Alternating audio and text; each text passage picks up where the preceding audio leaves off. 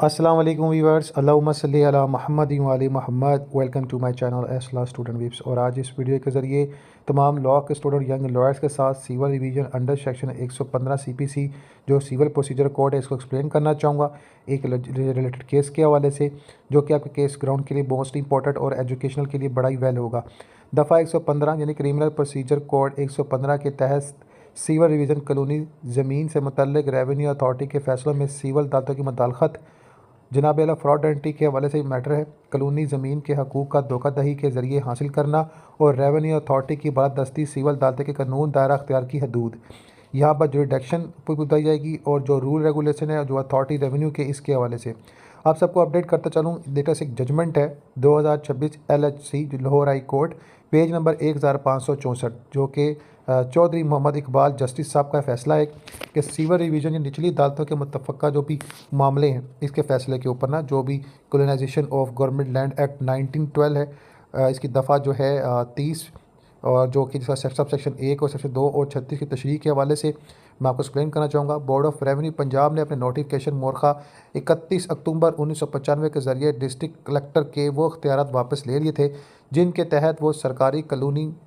की ज़मीन की अलाटमेंट या मुतबादल अलाटमेंट के अहकाम जारी कर सकता था। मुकर्रर नोटिफिकेशन के बाद अगर किसी शख्स ने डिस्ट्रिक्ट कलेक्टर से धोखाधड़ी या गलत बयानी के ज़रिए सरकारी ज़मीन की मलकियत हकूक़ हासिल कर ली हो तो वो हकूक़ कानूनी तहफ़्फ़ुज़ के मुस्तहिक़ नहीं होते। जो colonisation of government land act है उसका जो है सेक्शन 30 की सब सेक्शन 1 है, जिसके मुताबिक 1912 के मुताबिक कॉलोनी की ज़मीन पर यह कानूनी बादस्ती हैसियत रखता है और अगर किसी को मलकियत हकूक़ दे दिए जाएँ या कन्वेंस डेट जारी कर दी जाए तब भी वो हमेशा स्टेटमेंट ऑफ कंडीशंस की ताबे रहती है। इसी तरह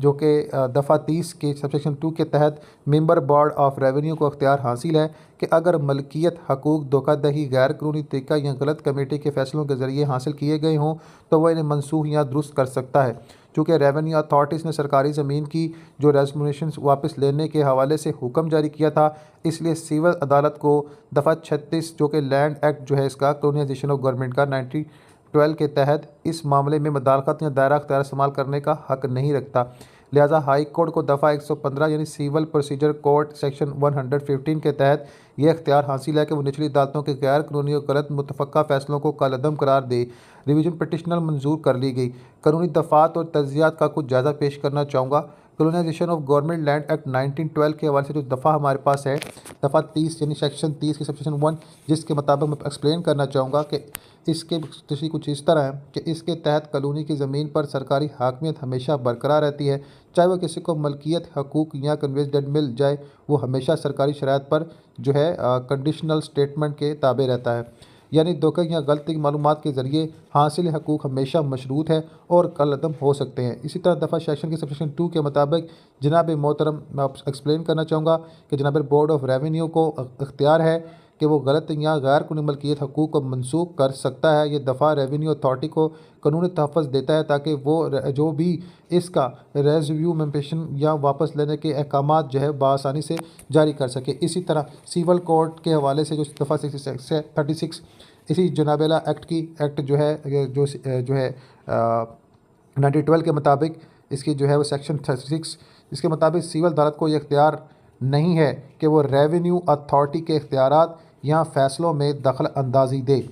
यानी अगर बोर्ड ऑफ रेवेन्यू ने ज़मीन वापस ले ली या मलकियत हकूक़ को मनसूख किया तो इस फैसले को सिविल अदालत में चैलेंज नहीं किया जा सकता। पॉइंट नंबर 2 मैं शेयर करना चाहूँगा most important about your practical field civil procedure code 1908 CPC जनाब ने सिविल प्रोसीजर कोड 115 के तहत जनाब अला हाई कोर्ट के पास रिवीजन का अख्तियार है कि वो निचली अदालतों के गैर कानूनी या गैर मुनासिब फ़ैसले को कलअदम करार दे सकती है। लेकिन याद रखें जो गैर कानूनी होगा या जनाब मोहतरम जो इस तरह का लेवल का हो जिसमें लचक हो गवर्नमेंट के मुताबिक जो ऐसे कलअदम करार देने और उसमें तब्दीली करने के जनाब अला मामला हो सके हों। इस केस में निचली अदालतें रेवेन्यू अथॉरिटी के मतलब कानून दायरा अख्तियार में मुदाखलत कर रही थी जो कि गैर कानूनी और नाकाबिल कबूल था। इसलिए हाई कोर्ट ने रिवीजन पटिशन मंजूर करके निचली अदालत के मुतल्लिका फ़ैसले का जो मामला था उसे कलअदम करार दिया। कानूनी असूल जो लीगल प्रिंसिपल्स हैं जो इस केस से अखज़ होते हैं। सरकारी कॉलोनी ज़मीन पर हाकमियत हक़ हमेशा बरकरार रहता है। सेक्शन जो है 30 के जनाब सब सेक्शन 1 के मुताबिक मलकियत हकूक़ धोखा, गलत बयानी या गैर कानूनी तरीके से हासिल किए गए हों, इन्हें मनसूख किया जा सकता है। सेक्शन जनाब मोहतरम जो है 30 और इसके सब सेक्शन 2 के मुताबिक सिविल अदालत को रेवेन्यू अथॉरिटी के इख्तियार में दखल देने का इख्तियार नहीं। सेक्शन 36 के मुताबिक हाई कोर्ट रिवीजन के ज़रिए निचली अदालतों के गैर कानूनी या गैर मुनासिब फैसले का अदम करार करने का इख्तियार सेक्शन 115 CBC के तहत यानी सिविल प्रोसीजर कोड के तहत। कन्वेंस या डेड या ला पर जो कन्वेंस डेड या प्रोप्रेंटरी राइट्स हमेशा जो है मशरूत रहते हैं और धोखाधड़ी की बुनियाद पर यह हकूक़ बरकरार नहीं रह सकते। नतीजा मुतसर रिवीजन पटिशन मंजूर कर दी गई थी और हाई कोर्ट ने निचली अदालतों के फैसले को खत्म करा दिया और बोर्ड ऑफ रेवेन्यू के इख्तियार के फैसले के मुताबिक ये बिल्कुल सही है और इसे बरकरार रखा गया। तो ये मामला इस तरह है कि हर चीज़ का एक लेवल है और